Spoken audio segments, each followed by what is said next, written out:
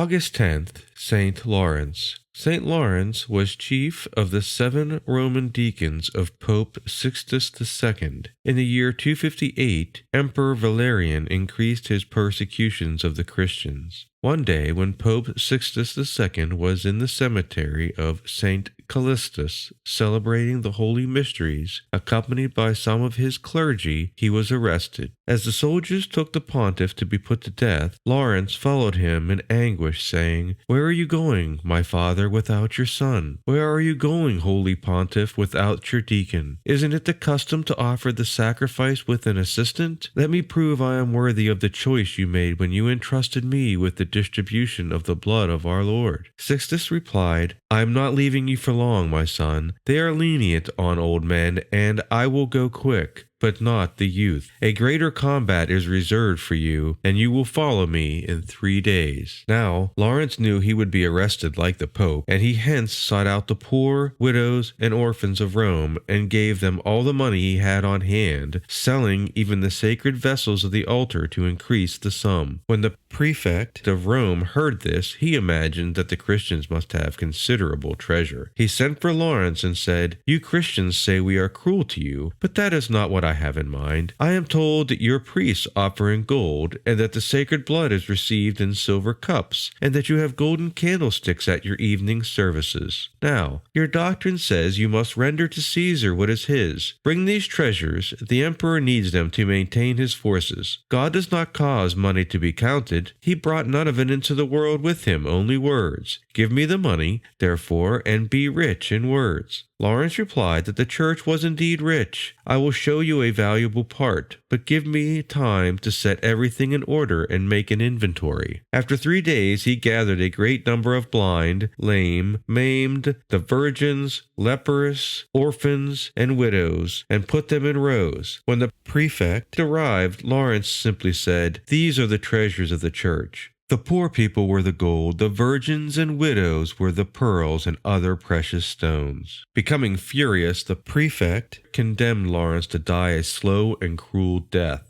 The saint was undressed and laid on a griddle with burning coals beneath it. Witnesses of the scene saw a radiant joy on the martyr's face. After a certain time had passed, he addressed his torturers, saying, "Turn me around, because this side is already well cooked." They turned him, and after a time he said, "It is done and ready to eat." Then, turning his eyes to heaven, he prayed to God for the conversion of Rome and expired. His body was carried away by converted Roman senators, who buried him in a grotto in the Verano field near Tivoli.